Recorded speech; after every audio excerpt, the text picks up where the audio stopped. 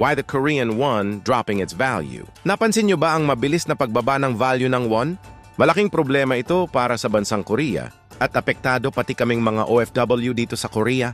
Sa videong ito ay alamin natin kung ano ba ang dahilan ng pagbaba ng won at kung ano ba ang magiging solusyon upang mapaangat ito.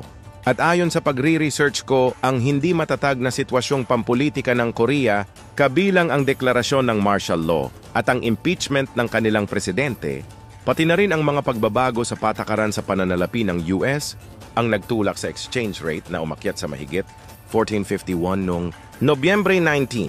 Ang mas mataas na exchange rate ay nangangahulugan na ang Korean won ay humina laban sa US dollar na nagpapababa ng halaga ng won. Malaki ang epekto nito sa mga OFW dito sa Korea dahil yung nakaraang 43,000 pesos na 1 million won ay 39,000 pesos na lang. Ngayong December 27, mas bumaba ito ng 3,000 pesos at pwede pa itong bumaba pa. Alam nyo ba noong 2018 ay umabot ang 1 million won ng 50,000 pesos. Kaya ganito na lang kadismayado ang mga OFW dito sa Korea.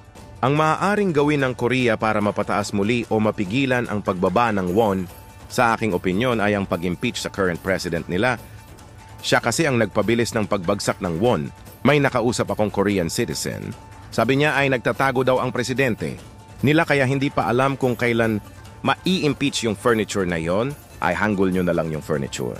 Kung may natutunan kayo sa content na ito ay please follow and share. Salamat po.